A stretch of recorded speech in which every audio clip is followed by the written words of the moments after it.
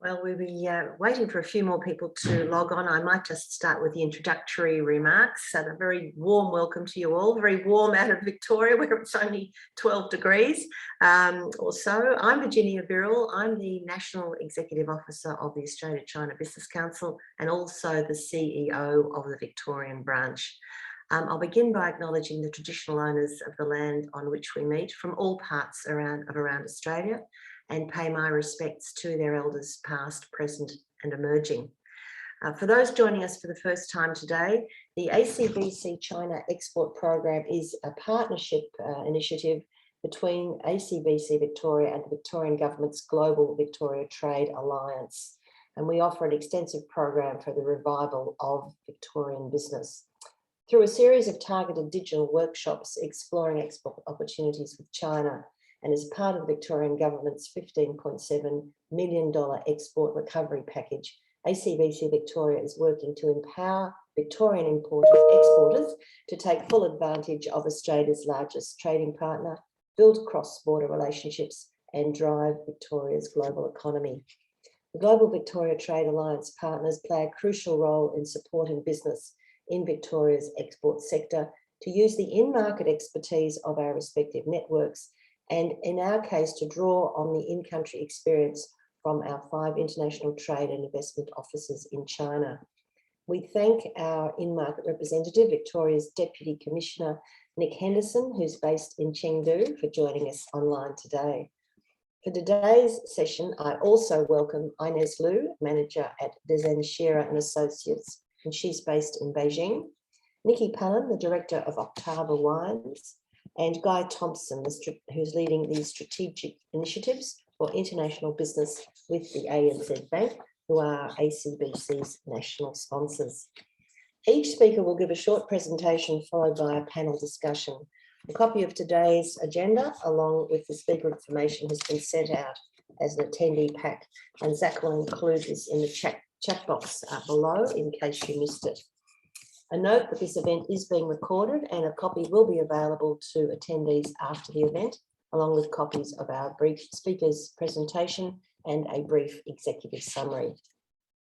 To open the proceedings and to give an on-the-ground report from China, I'm sure we'll be all interested to hear the views from Nick Henderson on the just completed CIIE, as well as other issues. I'm delighted to welcome our good friend Nick Henderson, the Victorian Government's Deputy Commissioner to China, for this update. Over to you, Nick. Thank you. Thank you very much, Virginia, and good afternoon, ladies and gentlemen, from an also very chilly Chengdu, and it's a pleasure to provide an introduction to today's event. Global Victoria is very pleased to be supporting this ACBC Victoria series of events that unpacks the elements, insights and tools that are important to navigate and create ongoing success in the China market.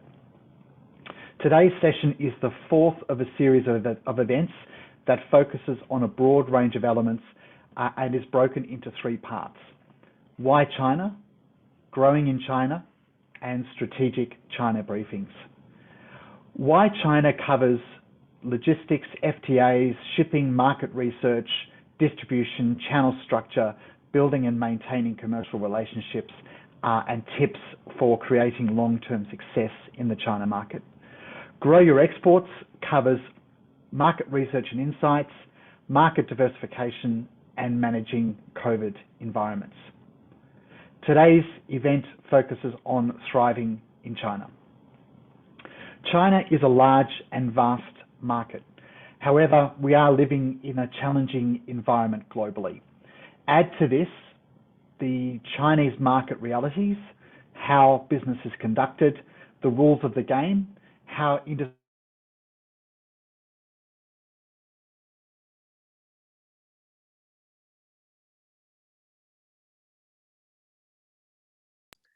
So I think Nick might have lost the connection there. What we might do is perhaps if I move on and introduce our first speaker, and then Nick might be able to do a summary if his connection re-establishes itself. So it's now my pleasure to introduce Ines Liu. Ines I met a little while ago now, and she actually joined ACBC Victoria as a member, although she's based in Beijing. We've had a terrific relationship and she's spoken at a number of our webinars. She's the manager of Dezan Shira Associates in the Beijing office and a member of the International Business Advisory team there. She advises foreign investors on market entry strategy, corporate structuring, cross-border tax issues, FDI in Australia, China-related issues. Having had her present for us in the past, I'm confident she has the in-market knowledge you need to help you succeed in China. So it's over to you, Ines. Thank you. Well, thanks so much, Virginia. And it's really my privilege to be on the panel. Yeah, I'll start my screen now.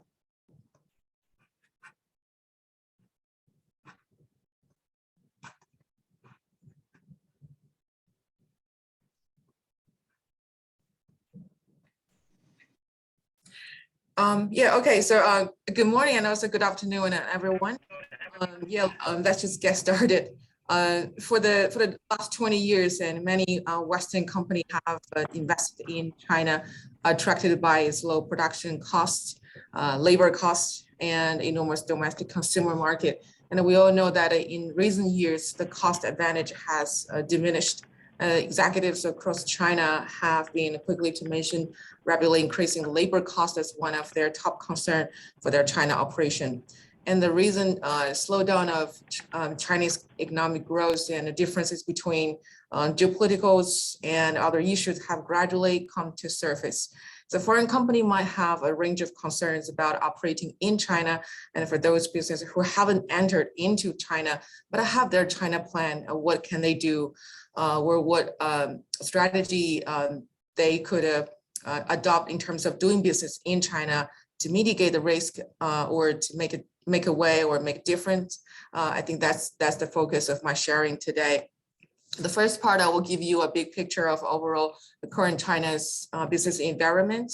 And part two, I will discuss a solution and we have implemented in the past 1 year to echo the current business environment. So I will share the presentation slides and also our Doing Business in China Guide 2021. And I just published a Human Resources and Payroll Guide to ACBC Victoria and also Global Victoria, and they will send it to all attendees and other Victorian companies. So we'll start with the existing concern from foreign firms. The first concern is the cost of operating in China, and not because of the pandemic rising. The rising costs have been a concern in China for many years. The human resources have consistently been a specific cost of most concern, and people may also argue that rising wages on that back, you may pay more on your production rent, but you also may see the quality of your products rise. You also get the advantage of stronger infrastructure in China compared to ASEAN countries. Also better managed factories and advanced machinery that improves your overall production process and the supply chain. Concerns also about materials and land cost. They are all increased, and China has the nickname as a world's factory. This year, China's factory gate inflation hits a 13 years high in August, driven by growing raw material prices. Even as the supply line have shifted back to China from coronavirus hit countries, crucial raw materials such as metals are becoming too expensive to turn a profit. And you heard a lot that manufacturers in China say that it's too risky to take new orders, which resulting in shutdowns and staff cuts that could threaten China's economic growth goals for the year. So overall, China's economy has recovered strongly from last year's coronavirus slam, but it has been losing steam recently due to domestic COVID-19 outbreaks, high raw material prices, tighter property curbs, and a campaign to reduce carbon emissions. Next concern we want to focus on is market growth and competition. China's foreign investment law established a nationwide pre-establishment national treatment and an active lease management system. So this system is intended to create an environment where all foreign investment will be treated as same as domestic investment. So other than foreign investments into industry that are listed in the negative list, the negative list is established which industry are still restricted or prohibited to foreign investment. And if foreign company that want to invest in restrict industry sector, so it's a legal requirement to develop joint ventures with a Chinese partners, either a Chinese company or a Chinese individual to meet investment requirement. So from this graphic, the two negative lists have continued to reduce the number of measures limiting access for foreign investment for 4 years in a row. The 2021 version is supposed to come up very soon. And what we have heard is the 2020 version will be reduced again. But compared to the 2019 negative list, the 2020 national one has cut the number of restricted matters from 40 to 33. And the 2020 free trade zone negative list has cut the measures from 37 to 30. However, that being said, the foreign investors most often complain that a foreign direct investments restriction in China remain pretty high, and they are forced into joint venture with Chinese partners in which the Chinese party may or may not be required to hold a controlling interest. Examples of industry sectors facing restriction, notably including industries such as the creative, energy, IT, telecommunication, automotive, and a compulsory education industry. So it is a problem of Chinese company versus foreign and foreign vested companies.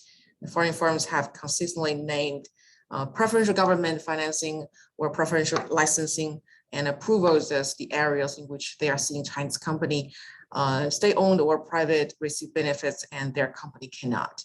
So in addition to preferential access to government contracts, that's also part of the challenges the foreign company have been facing in China. About current uncertainties, China economy slowdown is a fact. Just the current zero COVID strategy makes it worse, and there's no sign that China will loosen or relax this kind of policy anytime soon. The zero COVID strategy typically involves strict lockdowns, even after the detection of just 1 hour, a handful of cases, extensive testing, heavily controlled or closed borders, as well as robust contact tracing system and the quarantine mandates. For example, on the night of Halloween, the Shanghai Disneyland visitors had to take COVID test in order to exit. That requirement came after authorities learned the close contacts of a coronavirus case had to visit the park the week before.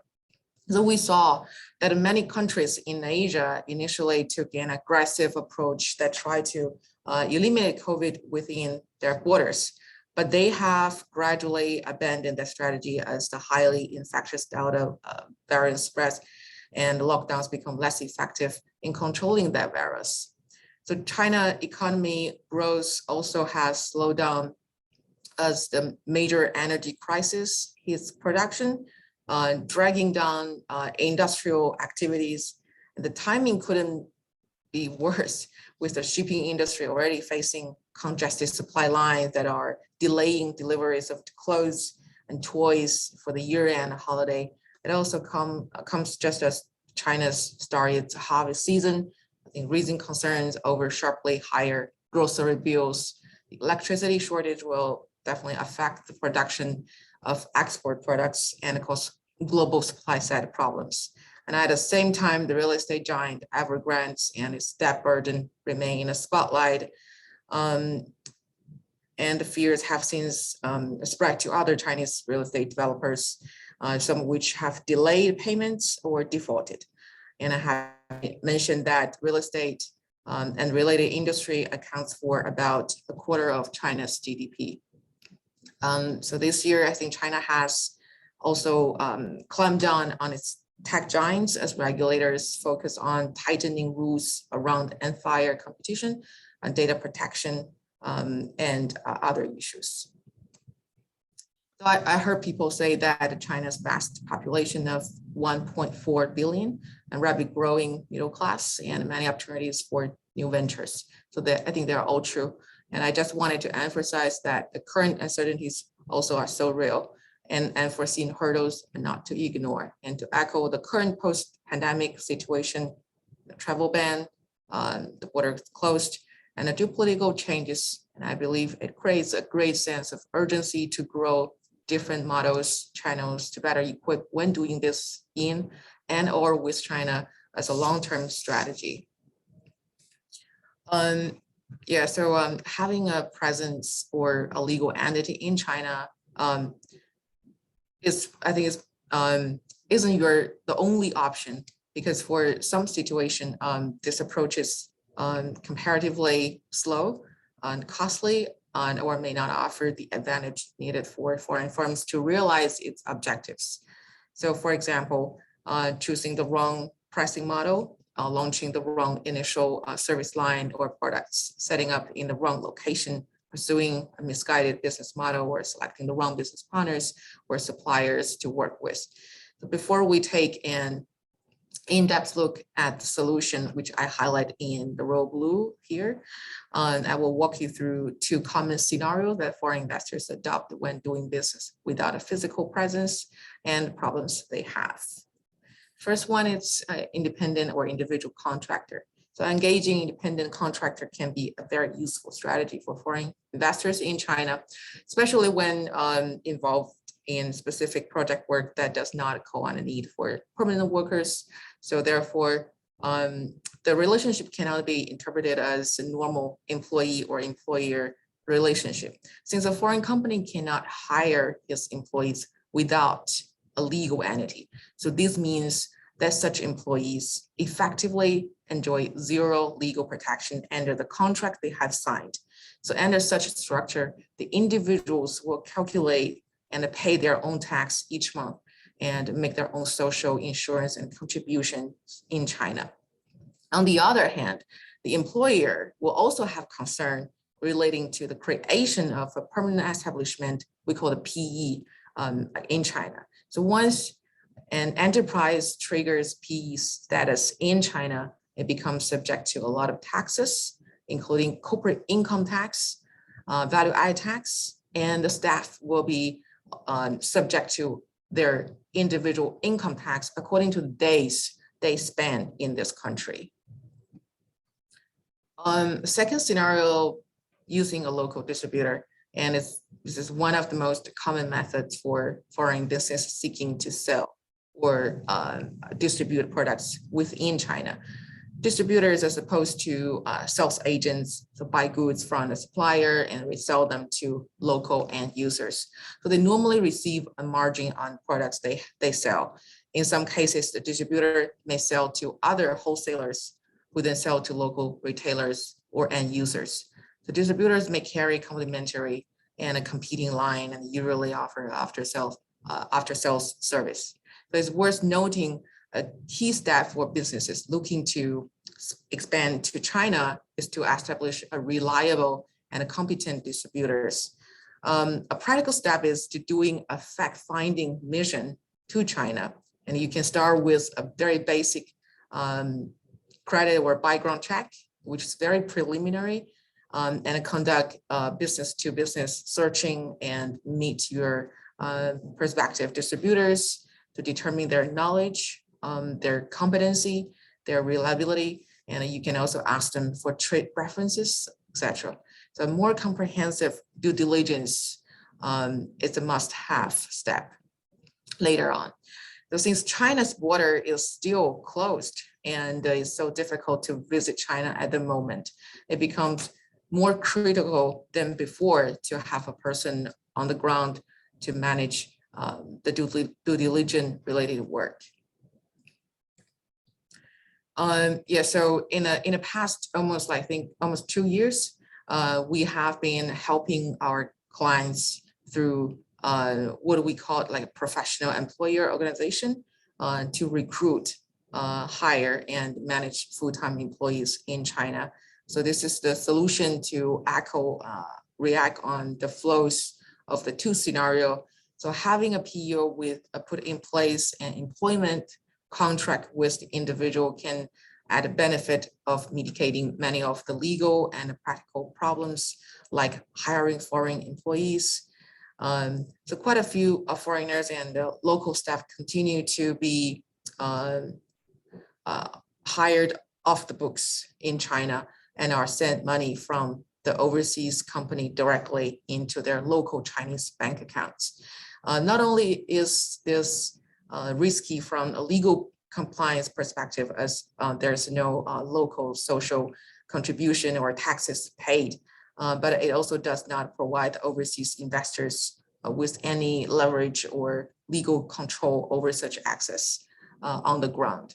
So as an employer of records, the PO is a legal liable for the employees in a particular country. So a PO in China can do all the mentioned tasks for a company and stand as employer of records for the employees. So the PO assumes all legal liability for the employees, and the PO will also takes tasks like payroll and reporting and compliance, and all of them are handled by the PO. And it's more like having an expert HR team without an expense that comes with having a team on staff. So other than the core function, so the solution can be also extended to recruitment process. So based on the foreign firm's request. So for foreign, especially for small businesses that have just entered the China's market, and they will not be familiar with the local talent market, and will also lack effective talent assessment tools and a means of selections.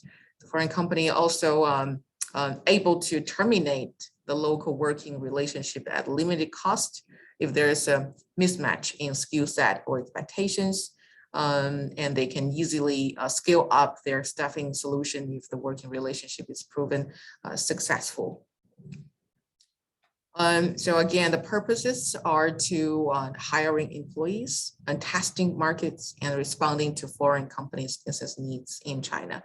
And the important terms when discussing the PO structure is the co-employment. So this means that the PO acts as the employer of records for foreign companies, candidates, or employees in China. And the benefit of using these structures are it's equivalent to the employer of records, but a company still directs the employees in their day-to-day task. The agents, or we call like a PEO, does not interfere with the company's daily operation in any capacity. So you get control without taking a legal entity liabilities, contractor risks, or sacrificing on talent or speed to market. And this is the comparison summarized the table I designed. So the benefits of using the PO structure compared to setting up a legal entity, and it's easy to make avoidable mistakes in the absence of on-ground information and practical experience in the market. So since setting up entity takes time and money, and this structure is quick and not that expensive choice, just to normally require a large upfront deposit. So this structure allows you hit the market running in the shortest amount of time and less expensive. And also will take the burden of keeping up with the day-to-day management of your employees' payroll and entity tax compliance. Yeah, this is also my own experience. I paid a visit to the Embassy of Norway because their trade investment section would like to discuss several issues raised by the Norwegian companies. And one of, in September, so one of the issues has been frequently brought up is they have the need to hire people to support their operation, but they just don't want to set up an legal entity in China for some reasons. And they, so their feedback is they find the solution free them up critical resources to explore its options in China. Particularly, I want to just quickly just emphasize again for small businesses. and most small business owners don't have time or expertise to manage all aspects of human resources. So if you're one of them and entering into China's market, so I think this structure can add a tremendous value and help with the routine administrative HR tasks and a compliance requirement, so you can focus on the strategic revenue building aspects of your business in China. Yeah, I think that's all my sharing today. Yeah, I'll give floor to other speakers. Thank you. Thanks, Ines, and for sort of giving us a very good snapshot of the complexities of that whole process. Now, I think if Nick is back online again, I just might ask Nick to just finish off what he was talking about, particularly the CIIE. We're all interested in that. If you could just give us an update. Thanks, Nick. Sure, and apologies everyone. Unfortunately, my connection failed and couldn't finish what I was going to be saying. But look, just in relation and in context to what Ines has just introduced, I couldn't agree more. I think one thing just to add as a little bit of context onto the Chinese market and the economic growth situation is, yes, that the economy is facing a number of challenges. But what we are seeing that the consumption or the domestic consumption elements of economic growth, which is driving a very large portion of GDP, taking into consideration that we have just come through a very large global pandemic and still are dealing with it, has remained relatively robust. Anecdotally, from what we're hearing on the ground, is that there is still strong consumer demand for products and services, bearing in mind that the borders are closed. So tourism and international education and those sort of things at the moment are being heavily impacted. But just a couple of examples from what we've experienced in the past, I guess the past couple of weeks.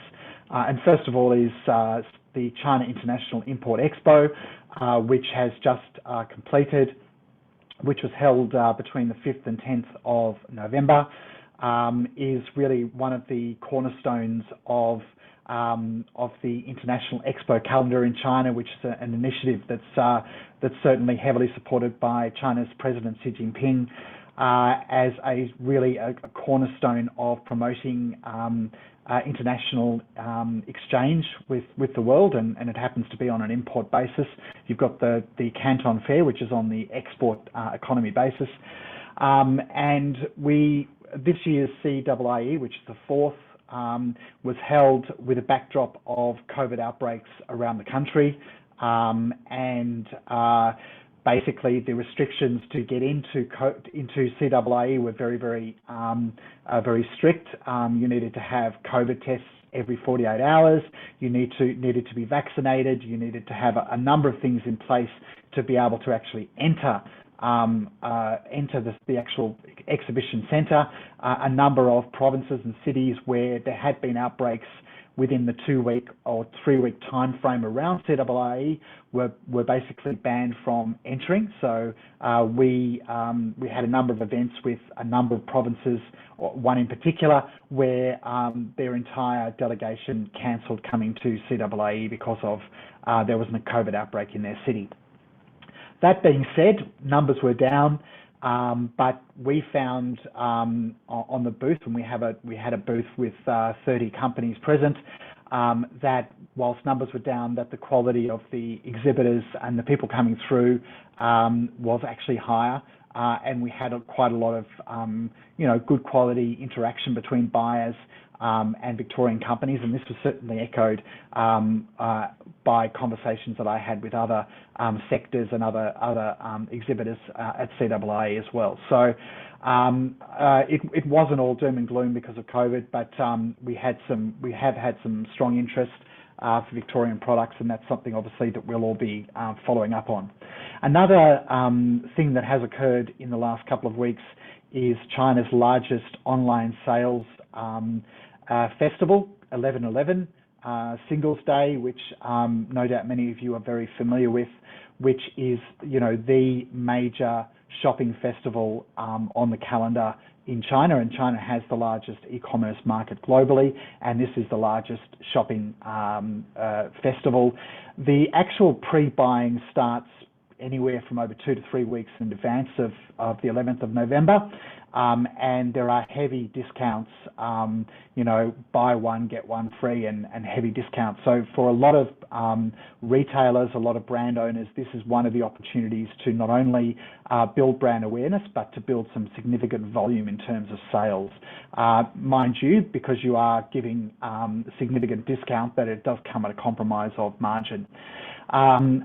It actually broke another record. It seems to me every single year a record is broken, and there was 113 billion Australian dollars worth of sales during that one-day period, which is absolutely mammoth.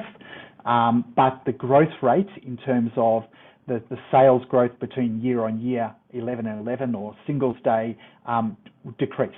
So there's an indication that there is a slowing down of this type of sales activity. Mind you that the growth was still 8.45% on last year. So just a couple of other comments before I go back to the next speaker, and just related to today's topic, which is about how do you thrive and develop. And Ines has mentioned a number of those, and I'll just actually clarify one point. It's just come up in the chat there. That's $113 billion in total, not of Australian goods, in total, that was sold on the 11/11 shopping festival. Just going back to some of the ways to thrive and develop in this complex environment that we find ourselves in, is obviously taking an opportunity to reflect on your China strategy, what has worked, what hasn't worked, and why. What is the external environment? Where are the opportunities? Where are the competitive and other threats? How do I re-engage, or how do I continue to engage and grow? All these questions are critically important, because a China strategy, whether it be selling products or selling services, is never static. You should always be, not just saying, this is my 24-month China strategy. You should always be at certain inflection points reviewing, working out what is working, what is going on in the marketplace, because the marketplace changes very, very quickly. And as we're moving towards opening up of international borders, and we're certainly doing that, heading towards that in Australia, we will be, no doubt, at some stage with China as well. It means that, a lot of those questions, a lot of that re-engagement with customers, a lot of that re-engagement with partners is going to be very much front of mind for a lot of businesses.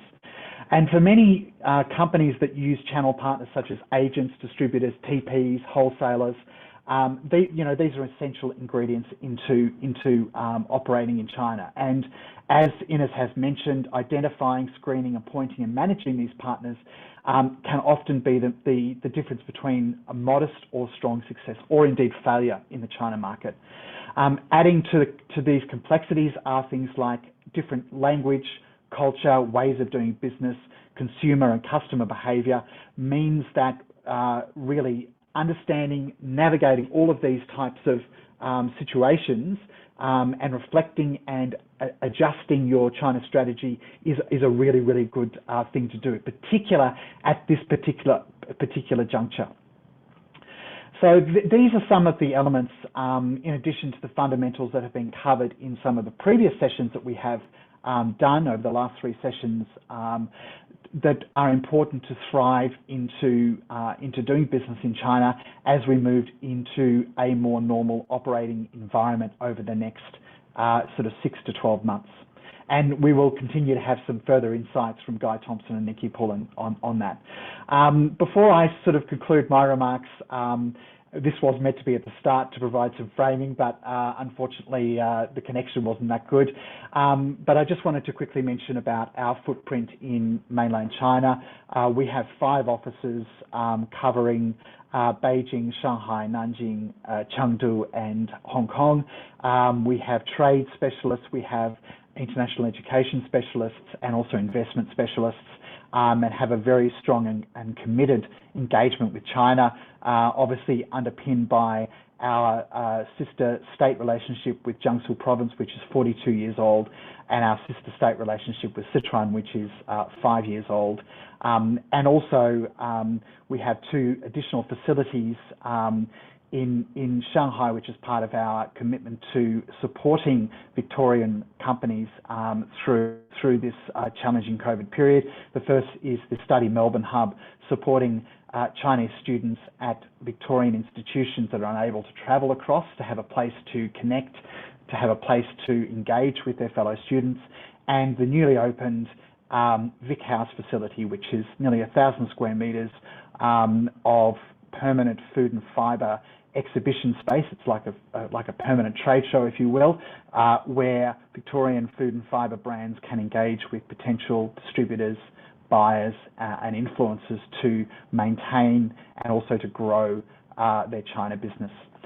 So that's all from me. Look forward to hearing from the remaining speakers and also the questions at the end. Thank you. Thanks, Nick. That's true. We're back on by the minute to our schedule, so that's very well done. Thank you for that really comprehensive update, and also for reinforcing that the Victorian government is here to assist businesses who are wanting to go up into China. So thank you, Nick. Now I'm very pleased to introduce Nikki Palun. Nikki is the owner and winemaker at Octtava Wines, based in Fairfield, Victoria.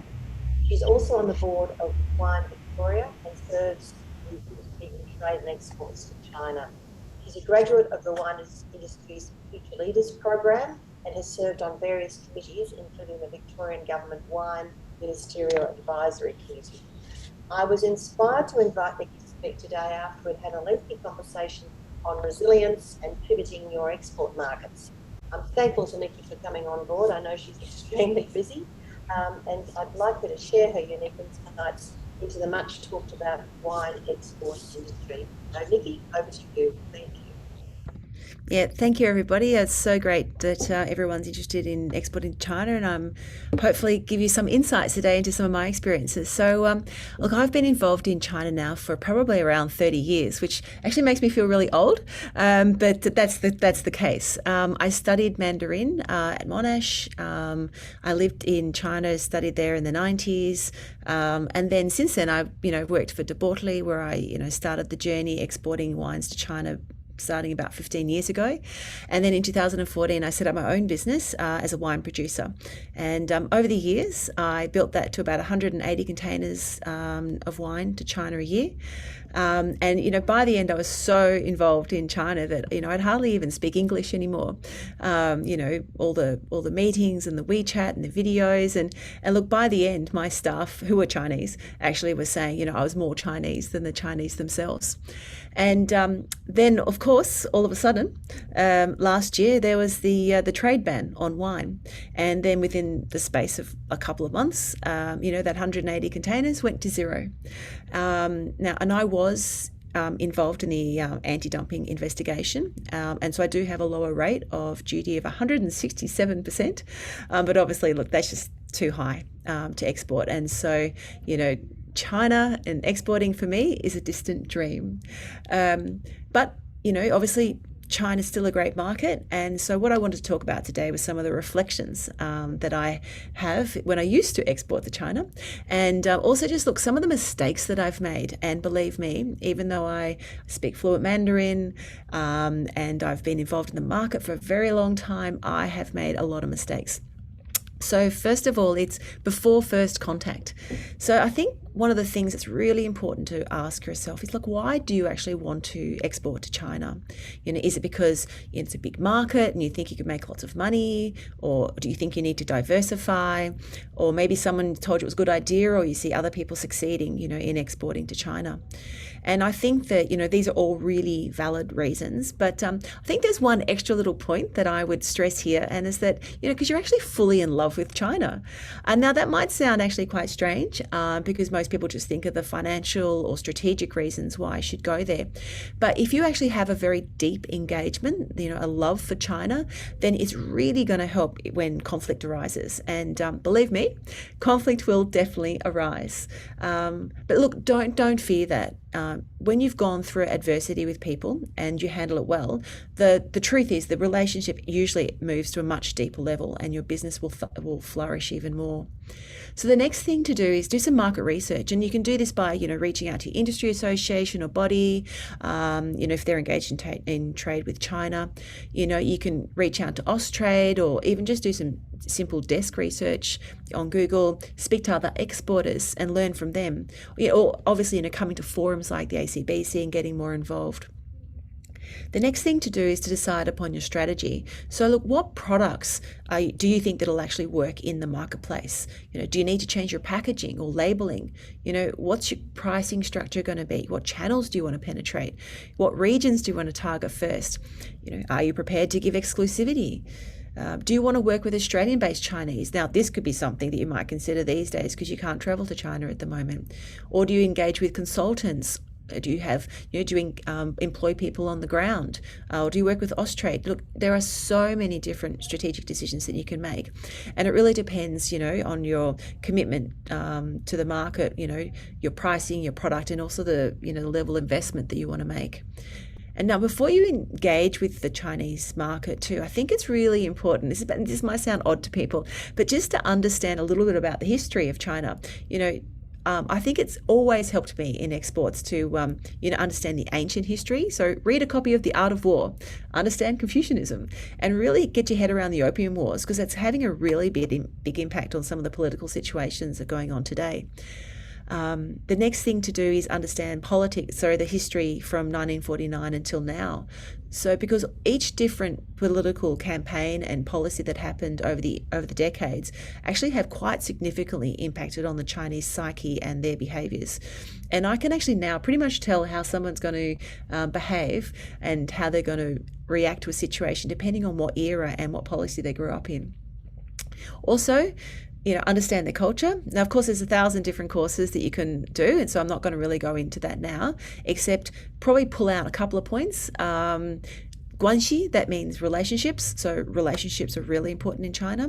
And the other thing is understanding the concept of face, and certainly don't make anyone lose face.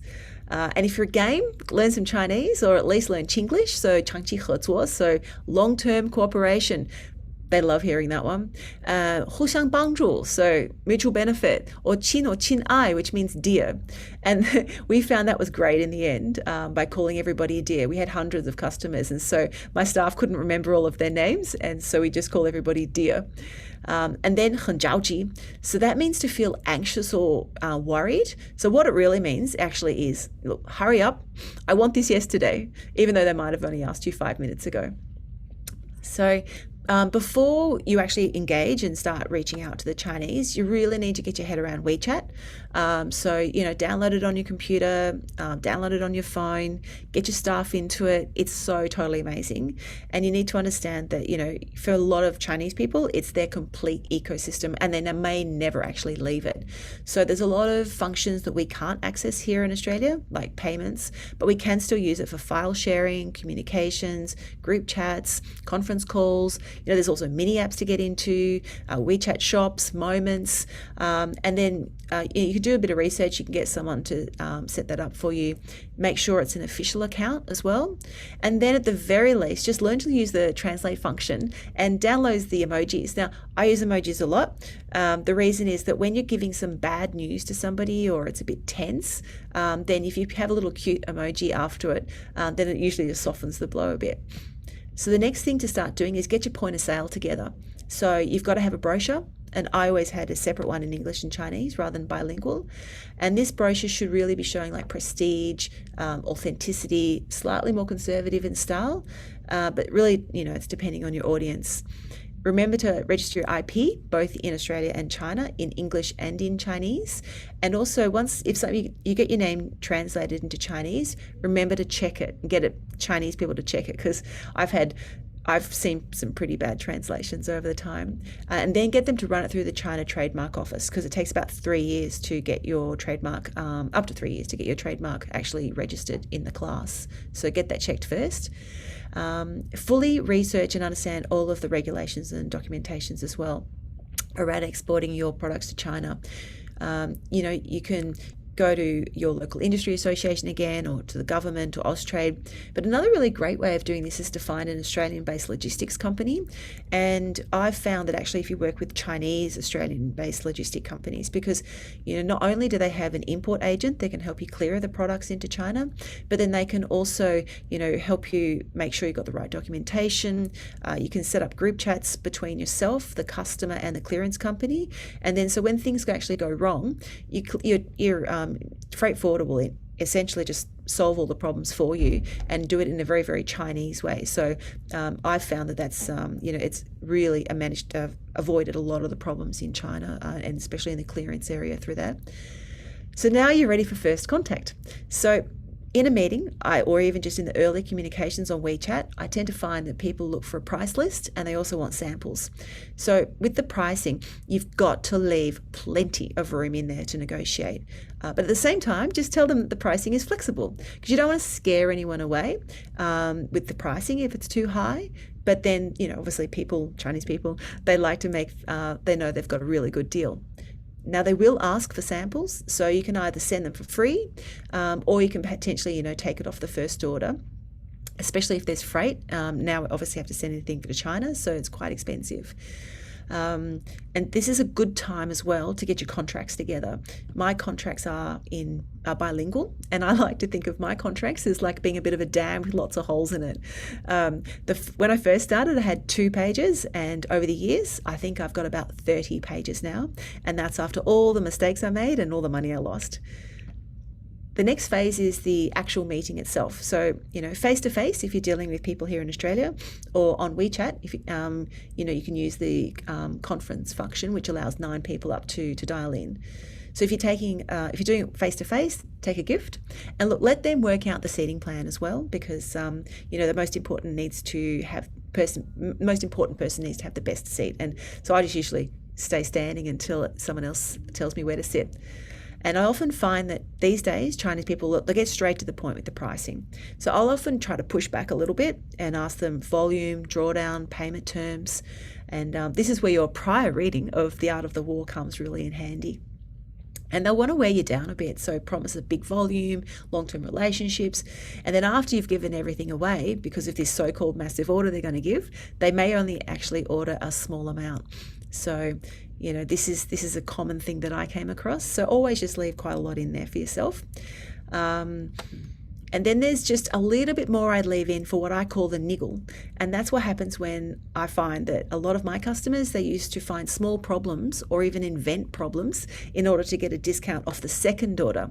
I've had situations where people have put insects in the wine, they've put objects in the wine. I've had people, splash wine all over bottles and then accuse me of breakage. So you just be aware of what can happen. And then, of course, finally, just have a really good think about your payment terms. So after losing a lot of money initially, I always made sure I got the money up front. So 50% on order, and then 50% before dispatch. And then for customers that I was quite familiar with, it was 50% before order and then 50% before the handing over the docs. So that's really important. Fast communication. So on WeChat, someone will WeChat you've really got to respond within 1 to 5 minutes. And usually, look, you can just say, look, I'm driving, I'm in a meeting.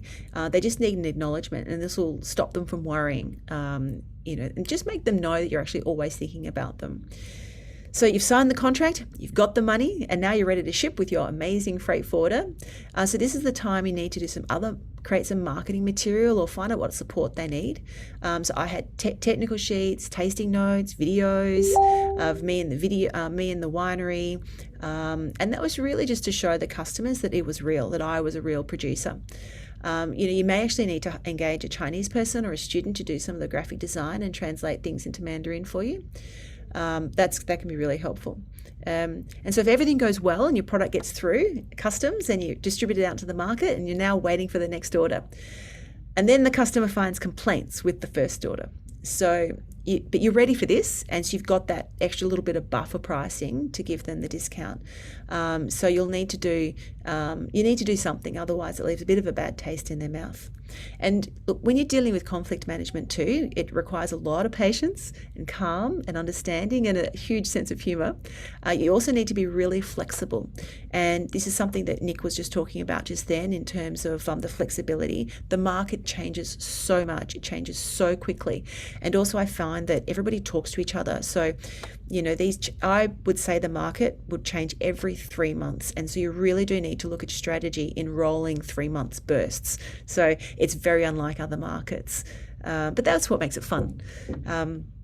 So, you know, I think China can be something, you can be really, really successful in China, or you can be very frustrated. So my advice, the last bit of advice would be take time to find the right partner, take the long view, diversify into other markets. Obviously, I'm not exporting to China at the moment. You know, I'm looking at other parts of Southeast Asia. I've got distributors in South Korea, in Taiwan, in Japan. I'm looking at the States, Russia, UK.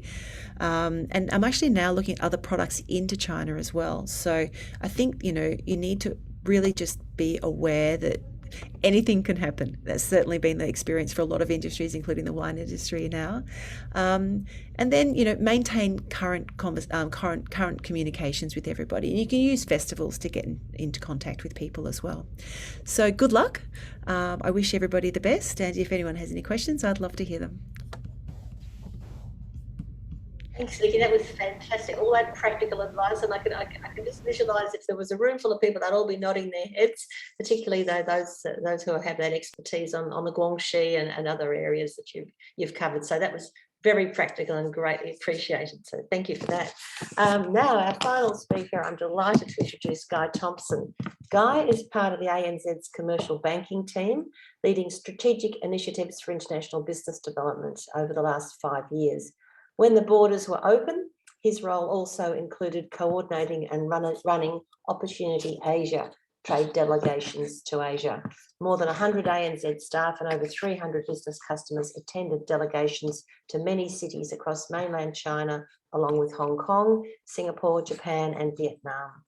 With travel restrictions and border closures meaning these in-person connections cannot happen, Guy would like to address how to maintain, grow and foster online business relationships, communication strategies, and how to think beyond business. Over to you, Guy. Thank you. Thank you, Virginia. That's a lovely warm welcome. It's wonderful to be here with obviously Nick Henderson, Ines and Nikki as well.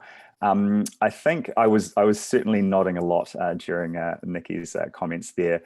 Certainly agree with many of those points around how to kind of, you know, kickstart and restart those relationships. And probably the best thing I can sort of do to start with is just to frame my experience. Before I joined the bank, I worked for many years in advertising, so content creation mainly for TV commercials. And I was really fascinated at the value chain of where products were manufactured and how they were then marketed to the rest of the world. So probably about 10 years ago, I began becoming really interested in how the China market was changing and the opportunity to travel there. So my first trip there was in 2013 to go to the Canton Fair, as my focus was around design and manufacturing. I wanted to see how I could possibly get my own products manufactured.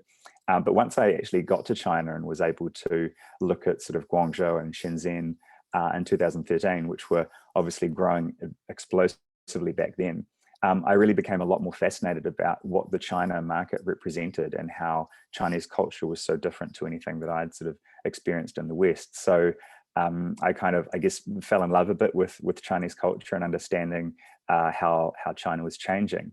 And there's a famous quote by author William Gibson that the future is already here, it's just not evenly distributed. And I really felt like the future was happening in China, the rate of rapid change and how 3 years in China is like 10 years in the rest of the world. So I really wanted to keep my sort of finger on the pulse of what was changing in China. So I sort of set about traveling there on a regular basis. And then once I was able to join ANZ, it effectively became part of my job to travel there regularly. Now with the pandemic, that's obviously become impossible. But it is possible to sort of, I think how we've learnt to work from home, as I'm still doing, you can kind of travel from home as well and continue to be connected to people in different markets. And this is no different to Europe or the United States or the UK or any other market you may be interested in selling in. But of course, we have a lot more cultural similarities and information that we've probably seen on, you know, magazines, books, TV shows and movies from Western culture that we've absorbed very easily. It takes a bit of extra effort to absorb that cultural information from another location. And this would be the same if you're exporting products to Africa or to the Middle East or to Russia. You'd need to do some creative homework to get up to speed on cultural communication differences, and the things that are valuable and important to those cultures. So I have a few points that I've put on a slide, if Zach can put that up on screen. So this is a little bit, this feels very revealing for me now. This is sort of my quick kind of go-to for thinking about some of the points that are important to me and what I'd like to try and do to foster this communication, because I'm looking at all markets around the world. So I need to engage with people in North America and in different parts of Southeast Asia. So I need to kind of do the same approach for multiple markets. And I'd encourage people to do that as we continue to move through this very unusual time for the markets you would like to target and the markets you have existing relationships in. And the first point there, it's never too late to re-engage those people that you may have met in China before at conferences or exhibitions, or those people who are part of that circle of influence or contacts that you find that were valuable at one point, that you had those friendships and friendly connection with. It's always possible to reach out and re-engage with them. Not everyone's going to reply, but it's important to reach out. And so one of the key things for myself to do is schedule regular time to jump into WeChat. Even if you're a very established user and you've been using it for a long time, it's easy to forget when you've got this river of emails and other communication that comes through different channels. I have an ANZ WeChat account and I also have a personal account. So different people that I've met over the years for different kinds of industries, they're related to different areas. So I need to manage those two different channels. A key thing for me as well is making sure I regularly check the moments, which is essentially that social media feed inside the WeChat app where people are sharing what's important to them. And as Nikki mentioned, you can just tap and hold on that post in WeChat and it automatically translates that into English. The translation is not always perfect, but you can certainly get a much better idea of exactly what someone is talking about. And a great way to restart a conversation is to look at what that post is about and then message the person directly and ask them some more information about it. And sort of, and if you don't feel comfortable commenting on the post itself, it's a way for you to actually just restart a conversation out of the blue with someone and say, hey, I saw that post. Can you tell me about X, Y, Z? And another point there, which we know is essential, is to give face.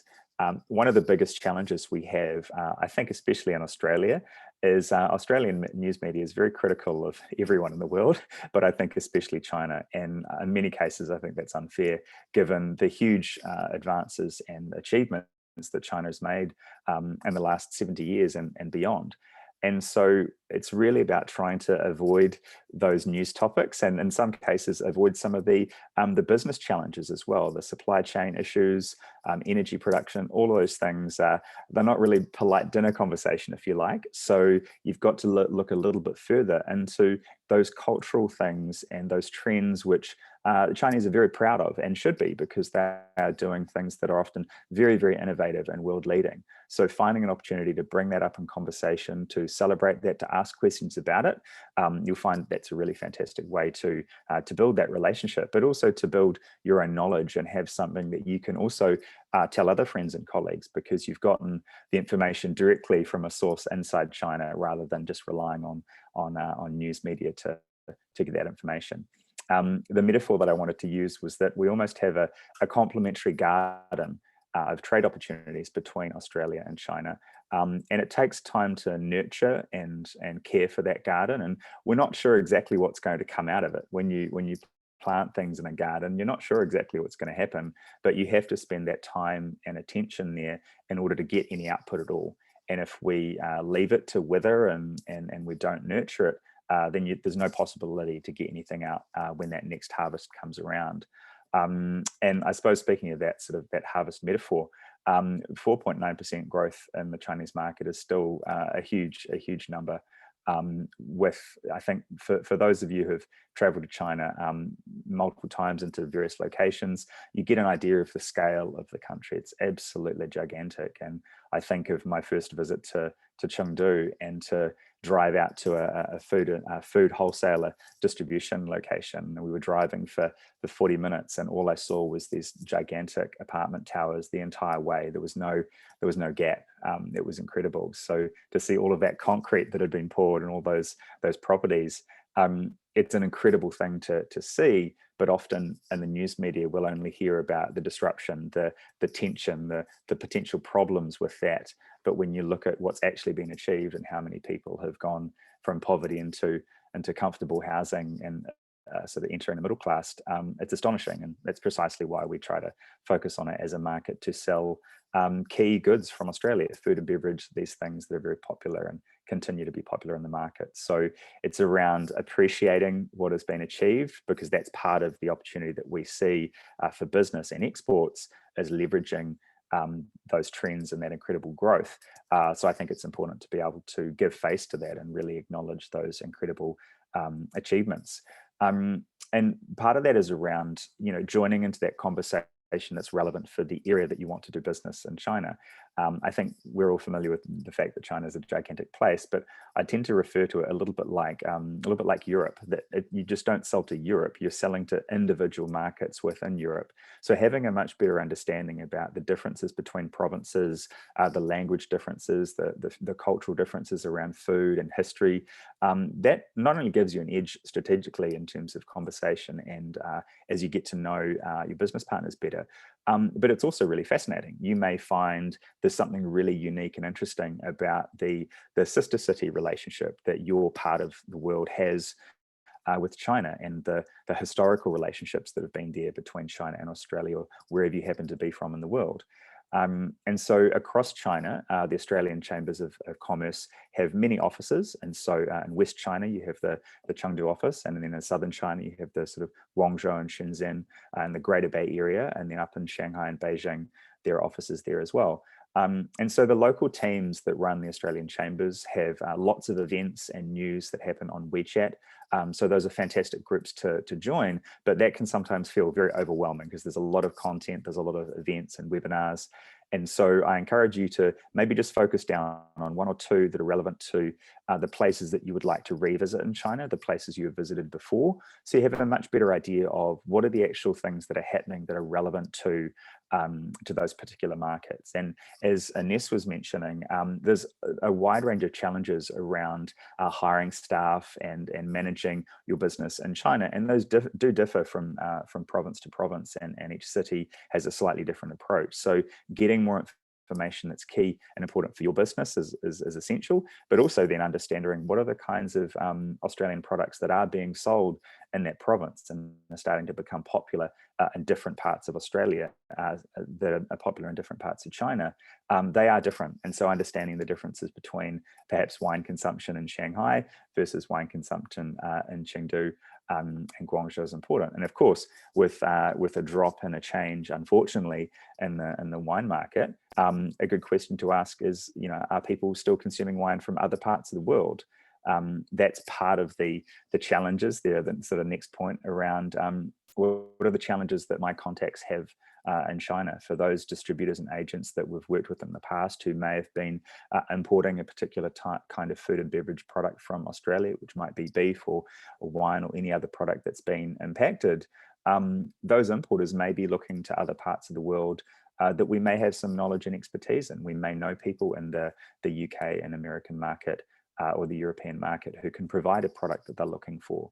So it's a very hard conversation to have when you have priorities for your business, and the most important thing is to sell your product. But I always try to encourage a non-transactional approach to communication initially, to see what those similarities are, and to find that network of people that can help and support your objectives. There is a bit of cultural communication that needs to happen there as well. I think, as Nick was mentioning earlier as well, especially now, because of the difficulties, people are very quick to and try to understand in terms of a business relationship, what is possible, what's the pricing, what are the terms, especially given the challenges around shipping, what can actually happen. That conversation, I think, happens a lot faster now. And then once that's out of the way and we have a bit of an understanding, then it's the movement to the broader conversation about these cultural similarities. But if you're having challenges trying to find those people to talk to and expand your network, I think it's no different to the way you'd expand your network on LinkedIn or any other platform where you have to gradually reach out and see what commonalities you have. And also, one of the key things I learned the first time I went to China, and the 12 or 13 times I've been back since, is what can I bring to the table? What can I do for China?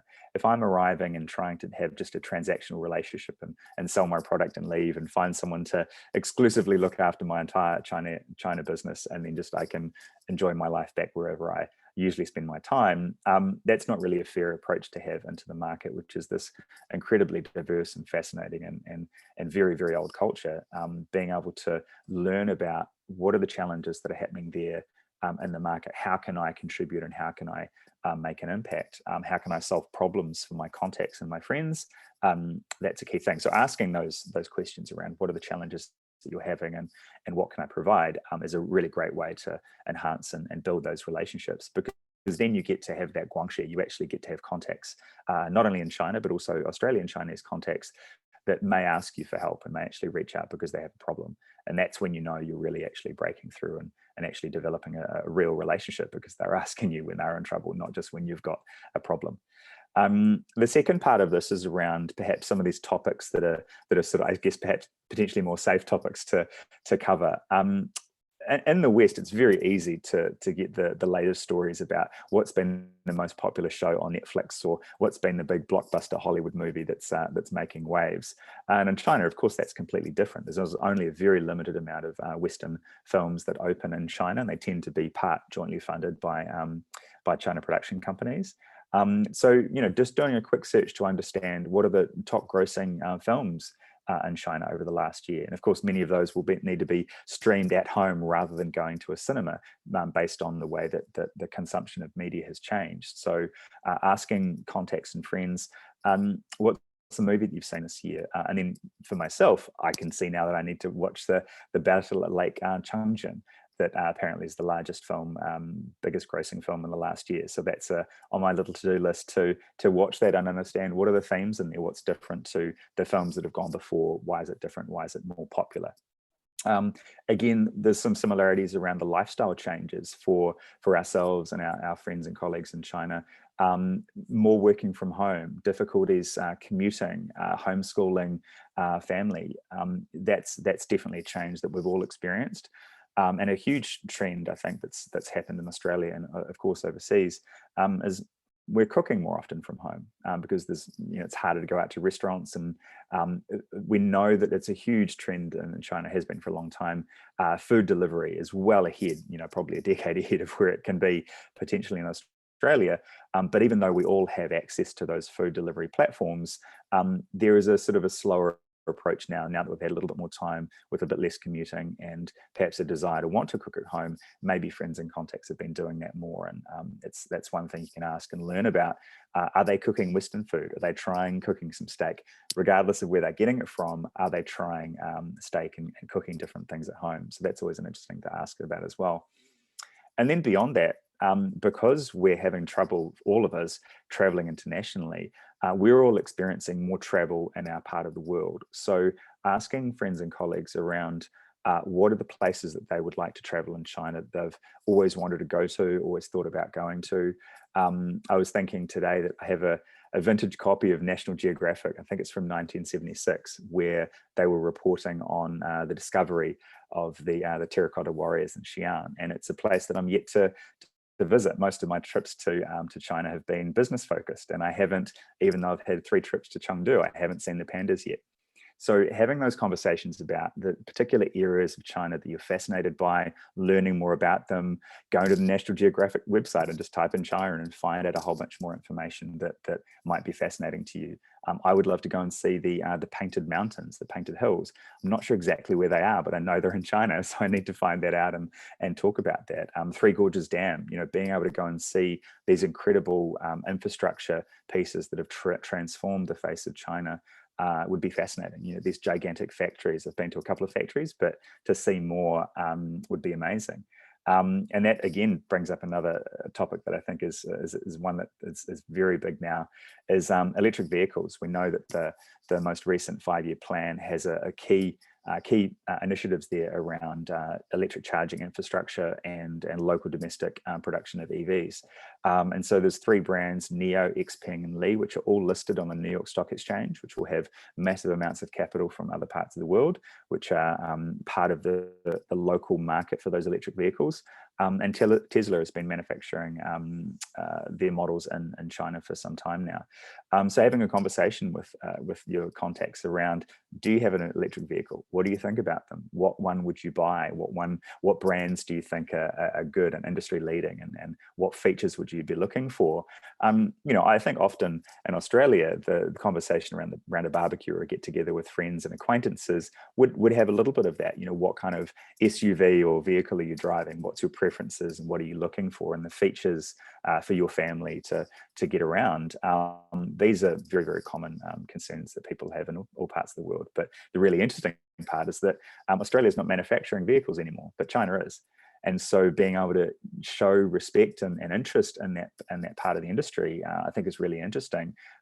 Aside from the challenges that may be happening around supply chain and parts and microchips and semiconductors for the vehicles themselves, the actual fact that that's a much more larger scale of production and industry in China, I think is a fascinating thing to be able to learn more about and discuss. And I hope the next time I'm in China, I get to actually test drive a couple of them. It'll be fascinating to see what will eventually become part of what we get exported to Australia and other parts of the world. And then more broadly beyond that, of course, the other things that people are potentially watching on TV, including, the upcoming Winter Olympics in Beijing. Now, I can see that there's a little bit of a controversy around the exact 88 medal total for the Summer Olympics. But regardless of the hype around that number, it's a really important number, and we know that for China. And so being able to talk about that and ask, did you watch the Olympics? Would you be interested to watch them again? What's the difference between the summer or winter sports that you like? And one of the key differences that we know culturally from the West and in Asia is that when people are growing up and going through school, there's a huge focus and attention on study, and so there's not an awful lot of time for sport. People in the West tend to have experimented with playing lots of different kinds of sports for recreation when we're young. That is not the same in different parts of Asia, where there's a huge focus on education and getting ahead and getting out there and starting work. And so there's less engagement recreationally with sport, but some of that's still starting to come through. Maybe things like basketball, soccer and tennis are becoming more popular and have been growing over the last few years. So having a conversation about those and trying those gives you another thing to be able to do with contacts when you finally see them up in China.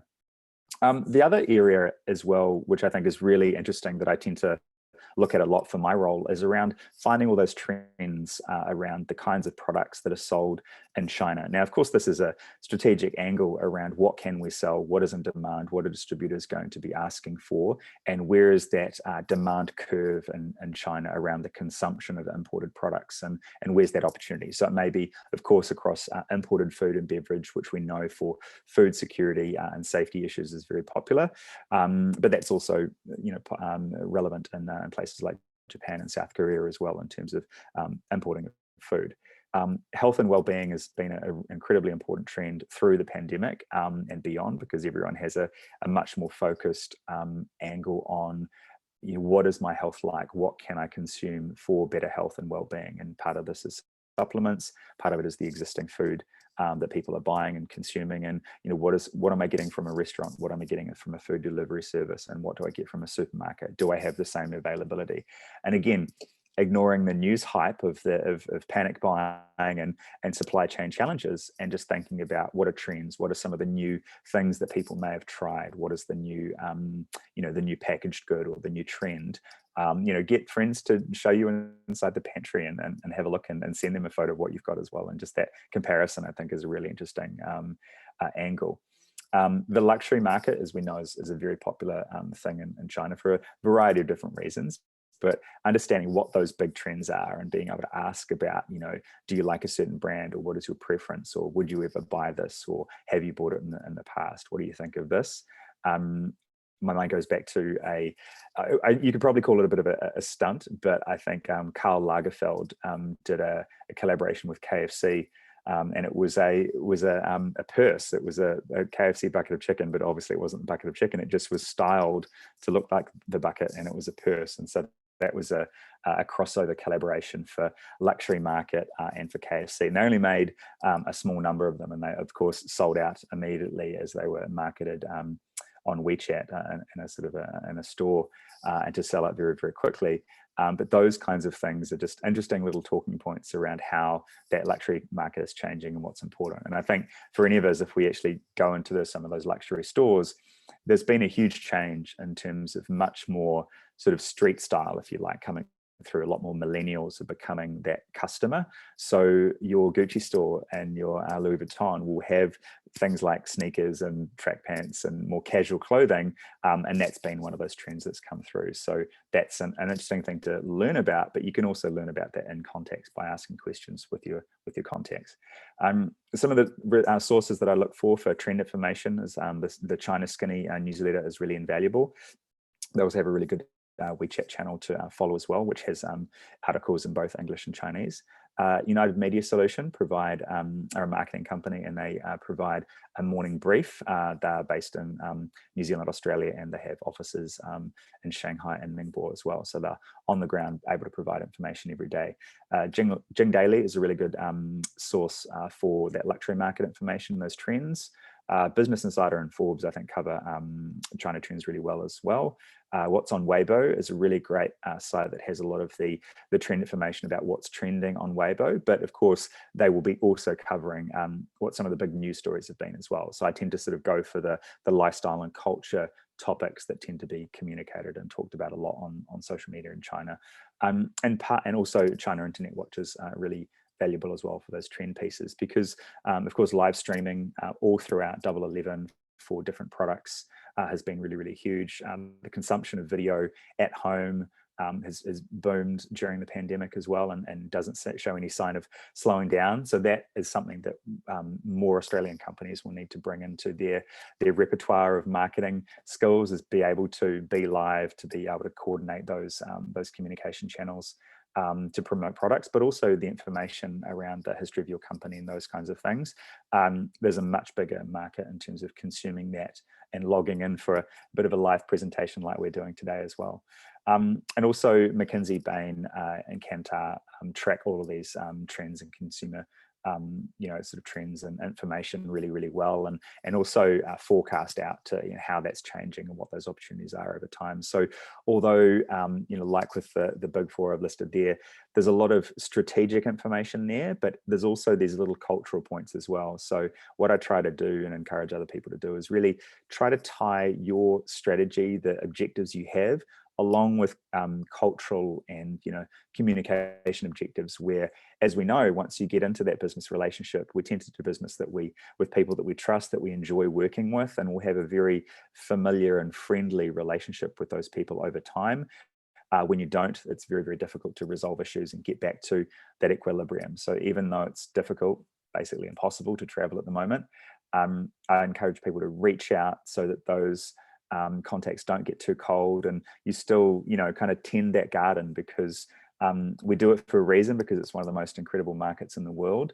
And if we had the same challenges in terms of political disruptions and tension, if we had the same challenges with Europe or the US or the UK, we would still want to connect culturally and to go through this period of stormy weather and still be doing the gardening, right? Otherwise, we're not going to get anything on the other side of it. So that's my main kind of wrap up of points. So I'll hand back to Virginia now, and happy to take any questions as well. Thanks, Guy. And look, that's tremendous advice. It's a really practical aspect that some of us, I guess, who are engaged in China do it automatically and don't even think about it, but you've actually articulated. And I think particularly drawing in some of those resources like UMS, China Skinny, and also South China Morning Post that has, your updates, your daily news. It's enormously helpful just to keep China sort of front of mind, but also all those current trends coming through. So thank you so much for that comprehensive presentation. Now it's a little bit of time left before we finish, about 10 minutes for some questions. There is a pre-submitted question here. Maybe this would be more for Nick, as I'm not quite sure exactly what they mean. They say, how do we further build our relationship with the Chinese government as a business? I would think, Nick, that one of the best ways to do that would be through organisations like ACBC and the Victorian government, because then you're doing an official, platform to another. Just, Nick, I think your views on that. What do you think? Look, I think for this particular question, there's no one size fits all, because there are, for foreign companies and for Australian and Victorian companies here in China or engaging with China, there are going to be a number of different interfaces with government. Now, whether it be government departments, when you're registering products to get approved, now whether they be cosmetic products, whether it be dealing with customs, if you're actually established, you've got an entity here in China, whether it be dealing with your local tax authorities, whether it be dealing with the Ministry of Commerce, the local representative within the district that you're registered. There's many different ways, or many different touch points with government, potential touch points in China with government. So having an approach, number one, is very important, as it is government relations in certainly in any market like Australia as well. Having an approach and thinking through the stakeholder engagement elements, I think, are very important. Secondly, working with advisors in the different areas. So, for example, I just mentioned a couple of areas: your customs broker, your product registration agent, your logistics firm, your accountants, your lawyers, etc., to give you the right advice as to how to engage with government. And I think, and at what level as well, I think that's important. But there will be certain circumstances where dealing with someone like organisations like ACBC and Victorian government or Austrade, etc., will be more relevant. So it all depends on the particular scenario. It depends on whether you're trying to work out the tax treatment on a particular business model, or there are some challenges in operating business and you need some clarity from government where you need actually to go a little bit higher up into the authority chain. Then you might want to look at doing something a little bit different. So my answer is that there is no one answer. So just being really thinking through all the different elements, and you'll find that in most circumstances here in China that the government is relatively approachable, and as long as you're operating within the realms of rules and regulations, then you should be able to get in touch and get engagement with the relevant government authorities. You may not get the answers that you want, but certainly you will be able to get that engagement. Thanks, Nick. That's terrific.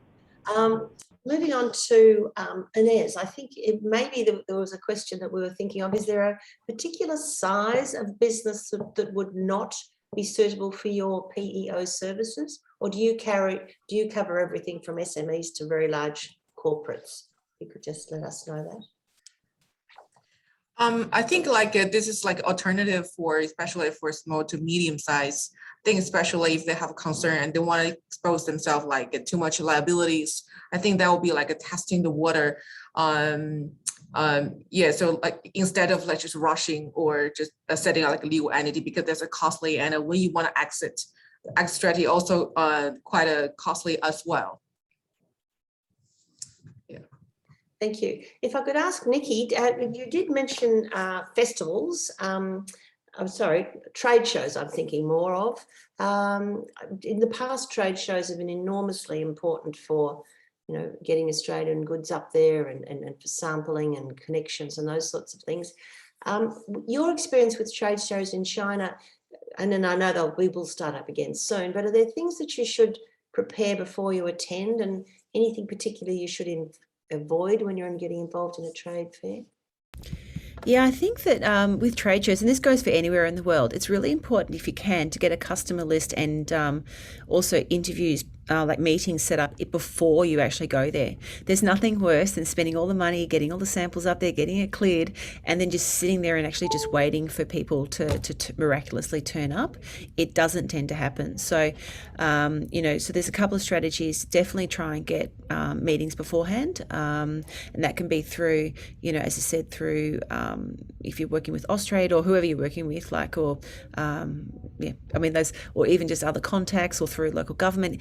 Often you'll be going as part of a group. I think that's really important. So last time I attended CIAE, and also that was within the Victorian government group, the banner. So I think that's really important because they can often do business matching as part of the overall strategy. So I think that's really important to go as part of a group. And then some other techniques that are a little bit more scrappy and perhaps a little less orthodox is that I've been in trade shows with some of my Chinese customers, and they've hired people to grab people who are walking past and actually, just run out and just sort of corral them into the stand. Because, I think it's really hard for a person who's coming. There's so many different, stands and so many different wines if it's an all wine product, and, they don't know where to look. And if you're an unknown brand, they don't know. And so, I think, you can just convince people to come in. I think gone are the days in the past where they used to have the pretty girls in the stands and all that sort of stuff to attract people in. But I think, if you could drag people in, that's another more fun way of doing it. That's terrific. And also, you mentioned having all your brochures, or separate brochures in Mandarin, and being well prepared in that regard too just makes it much smoother, doesn't it? And just having videos as well. I think having something that visually attracts you to the stand. So having a video playing in the background, that shows the authenticity of you, the vineyards or the winery from a wine perspective, or depending on your product. I think something that just makes you stand out from everyone else around you as well, I think is really important. Advice. Thank you for that one. And just to comment through from Kate Ritchie in the chat area, we were just mentioning with Nick about connections with government. It always does help if you are going up under a government banner. If you're a part of a Victorian trade delegation or that sort of imprimatur, it really does always help in relation to that. So thanks, Kate, for that comment, because that's absolutely true. Maybe Nick, if you did mention some of the sort of lockdowns happening in China in relation to the COVID restrictions, do you think that the zero, this I guess is not from a government perspective, just a personal observation, but do you think they will hold on to the zero strategy? And because it is obviously impacting international business, have you got any inkling on whether that's likely to continue? So here in Chengdu, there's currently an outbreak, and we're hovering around about 30 cases there. The way that they're grading the sort of the risk or the categories of outbreak is green. Obviously, is everything's okay. People can, with the health code, you can travel around, you can go on a plane, you can enter restaurants, shopping malls, offices, etc. Yellow is you're meant to basically stay at home for 3 to 4 days. You have been in the vicinity, 800-metre vicinity, I think it is, for a prolonged period of time to someone who has been infected. And then red, which is that, this district or this particular area is, there are a number of outbreaks, and it's quite a serious situation. The way that it's broken down, it's not the whole city. So, and it's not even by district. So even within a district, there are yellow and red buildings. So the way that and I'm indirectly answering your question, Virginia, because the way that the zero COVID approach is being managed here is because things can be managed down to a building, can be managed down to a micro location and able to be locked down or controlled within a particular geographic area, there is a greater ability to be able to control a zero COVID type of a strategy. It's a challenge, because what does that mean for eventually opening up the economy? We do have a very, very large international event coming up in Beijing, which is the Winter Olympics. And I know that everything is being done to make sure, in general, that Chinese people are safe by control of COVID. That is just general, but also making sure that as we do have more imported or have more athletes and coaches and so on and so forth coming in from overseas, that we're still able to maintain that COVID zero type of a situation to run a very safe Olympic Games. But then what happens past that point, which is going to be sort of in the first, moving into the second quarter of next year, we're going to have to see really as to whether that strategy shifts. But we have seen from past that China has a very, very large population, a very, very fast-moving population. So obviously the flows of people are massive. And so taking this type of approach, the Chinese government sees as prudent. But, you know, it's going to be a challenge as to how that works moving forward. That's good. Thank you for those oversights. And I'm sorry we've run out of time, because this conversation could go on for ages. But thank you so much to all of you. It's been fascinating. We've taken some really different angles.